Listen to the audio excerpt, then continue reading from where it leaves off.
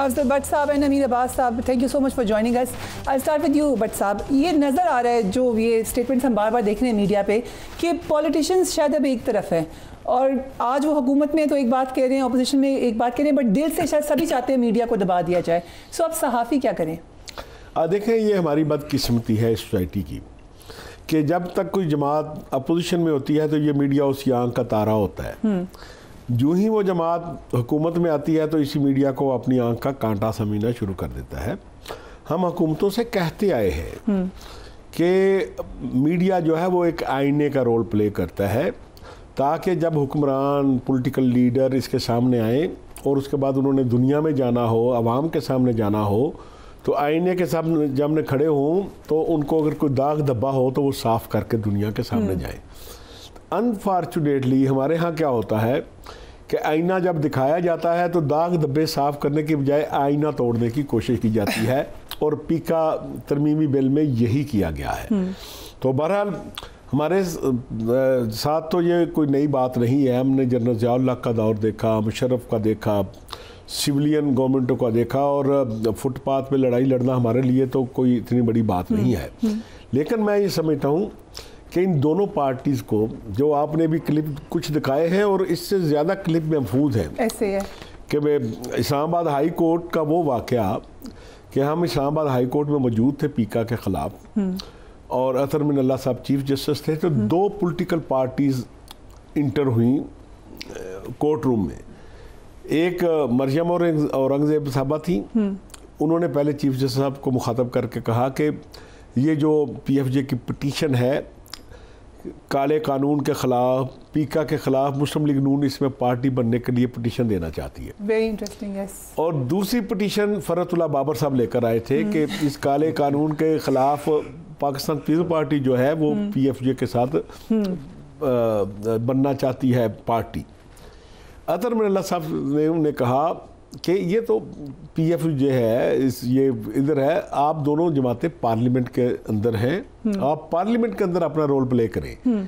और आज जब उन्होंने पार्लियामेंट के अंदर अपना रोल उन्हें अदा करने का मौका आया तो क्या रोल प्ले किया है कि मेरा ख्याल है कि जो ऑर्डिनेंस या बिल PTI, पहले तो नून लीग ने इसको मुतारफ कराया था ना, उस वक्त भी ये कहा जाता था, 2016 में उस वक्त भी कहा जाता था कि ये सहाफ़ियों के खिलाफ इस्तेमाल नहीं होगा। 99% सहाफ़ियों के खिलाफ इस्तेमाल हुआ या पॉलिटिकल वर्कर के खिलाफ इस्तेमाल हुआ। खान साहब ने इसमें थोड़ा सा ज़हर डाला था और इसको ये सारे काला कानून करार दे रहे थे, और अब इन दोनों जमातों ने पूरी जहर की बोतल इसमें डाल दी है। इसको इतना खतरनाक बना दिया है। अब तो वो गनीमत लग रहा है, पिछला गनीमत लग रहा है। तो इसलिए आज PFJ ने एहतजाज नहीं किया, एहतजाजी तहरीक का ऐलान किया है। ठीक है, ये आप कंटिन्यू रहेगा। ये प्रेस फ्रीडम मूवमेंट है। ठीक, हुकूमत शायद यही समझती हो कि हमने मंजूर कर लिया, बुलडोज कर दिया, एक दिन एहतजाज होगा, कल ख़त्म हो जाएगा। नो, ये प्रेस फ्रीडम मूवमेंट है। अगले मरहले पे इसमें सिविल सोसाइटी, वकला, ट्रेड यूनियन हमारे साथ होंगी। अगर फिर भी बात ना बनी तो फिर हम तमाम पॉलिटिकल पार्टीज़ को बताएंगे कि प्रेस फ्रीडम मूवमेंट में हमारा ये एजेंडा है कि प्रेस फ्रीडम मूवमेंट PFJ कब चलाती है। ये जो मुझ पे और आप पर पाबंदी लगी है, हमारी तनख्वाह तो कम नहीं हुई, हमारा रोज़गार तो नहीं छीना गया।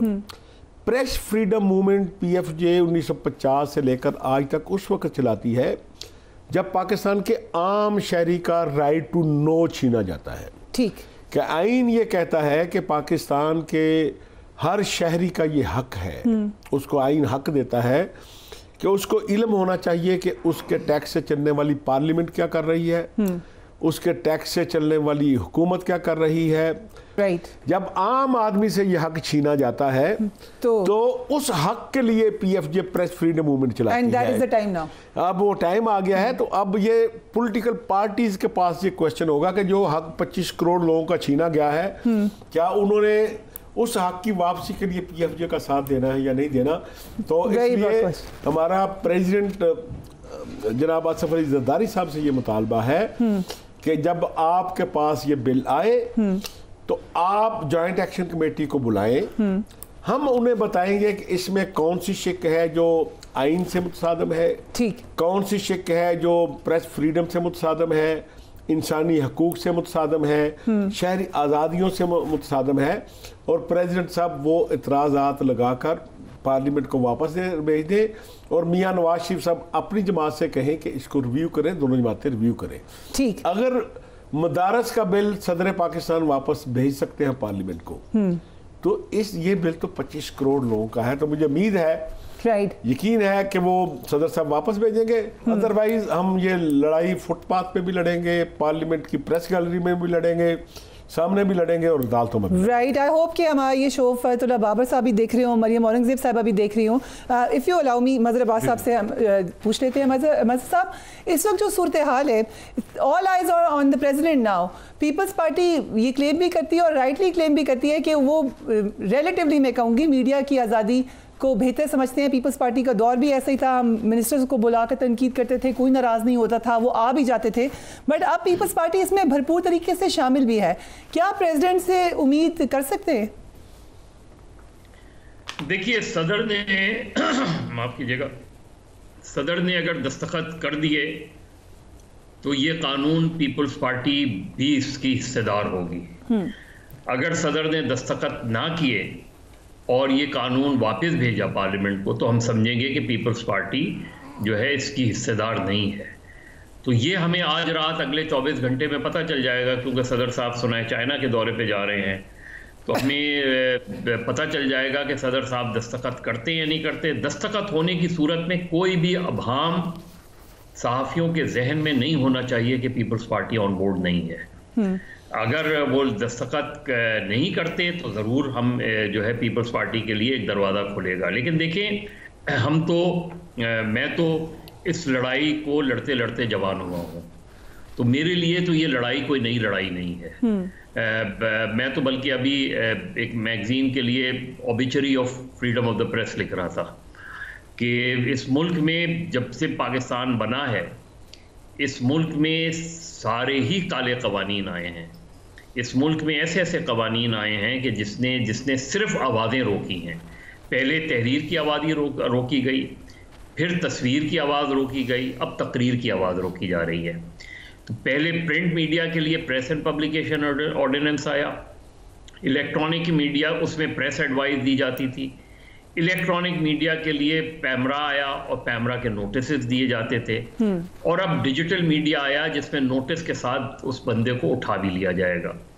तो हम पहले भी उठते रहे हैं, पहले भी लापता होते रहे हैं, पहले भी शहादतें की दी हैं, पहले भी मार खाई है, पहले भी जेल। बट अभी ऑफिशियल हो जाएगा ना मज़हर साहब, पहले उस पर आप आवाज़ तो उठा सकते थे कि ये इलीगल है, अब तो उसको कानून की एक छतरी मिल जाएगी।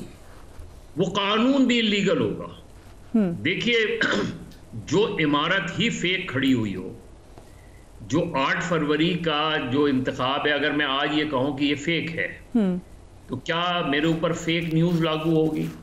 अब तो ये जो इनकी definition of the fake news, वही मैं कह रहा हूं ना कि एक राय हो सकती है ना मेरी कि जी वो इलेक्शन जो है वो फेक थे, आपकी राय हो सकती है नहीं, फेक नहीं थे। कौन डिटरमिन करेगा?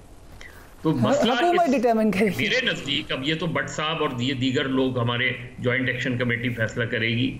मैंने आज भी ये बात की मुजाहरे में, इस कानून को वापस लिया जाए। इस कानून में बेहतरी की कोई गुंजाइश नहीं है। इस कानून को वापस लिया जाए, और कोई कानून अगर बनाना है तो फिर मिल बैठ कर बनाए। कोई अगर लेजिस्लेशन करनी है तो मिल बैठ के लेजिस्लेशन करें। उसमें ड्राफ्ट एक्सचेंज होते हैं, आप एक कॉन्सेप्ट पेपर देते हैं, हम उसके जवाब में एक और कॉन्सेप्ट, हमने मालकान से जो वेज बोर्ड की जो बात की थी, उन्होंने अपना कॉन्सेप्ट पेपर दिया, हमने अपना कॉन्सेप्ट पेपर दिया। इसको मशावरत कहते हैं आज। और ये याद रखें मियां नवाज शरीफ कि माजरत के साथ, तुम्हें याद हो कि ना याद हो, मुझे याद है जरा जरा, 97 में क्या किया था मुस्लिम लीग नून की हुकूमत ने। मुस्लिम लीग नून का ट्रैक रिकॉर्ड बड़ा ख़राब है। 97 में ये एडिटर्स के टेलीफोन टैप करवाते थे, धमकियां दिलवाते थे, उनको नौकरियों से निकलवाने की बातें करते थे। 2016 में वो पैका एक्ट लेकर आए 2016 में, और 2025 में वो ये अमेंडमेंट लेकर आए। Right. उनकी 4 में से जो 3 हुकूमतों का ट्रैक रिकॉर्ड है, और 90 में मेहरान बैंक ले लें आप, उसमें भी माशाल्लाह क्या चीजें हुई थी। लेकिन जो ट्रैक रिकॉर्ड है मुस्लिम लीग नून का, वो एंटाई मीडिया है, वो anti freedom of the press है। ये मैंने आपके पास चंद मिसालें रखी हैं। राइट, ठीक। ये जो सूरत हाल है ये बहुत डेंजरस है। और मैंने आज भी वहाँ मालकान भी मौजूद थे, एडिटर्स भी मौजूद थे, उनकी ऑर्गेनाइजेशन के रिप्रेजेंटेटिव, वहाँ भी मैंने ये बात की थी कि देखें, जॉइंट एक्शन कमेटी ने अगर इसको रिवायती प्रोटेस्ट की तरह चलाया तो ये कानून मजबूत से मजबूत होगा। हमने गैर रिवायती चीज़ों के तरीके से एहतजाज करना है। और वहाँ भी मैंने बात किया था कि एक रोज़ ज़रूर मुकर्रर करें जिस दिन तमाम एंकर्स, तमाम प्रोग्राम एंकर्स, तमाम न्यूज़ एंकर्स, तमाम रिपोर्टर्स काली पट्टी बांधे, इकट्ठे हो जाएं। बिल्कुल।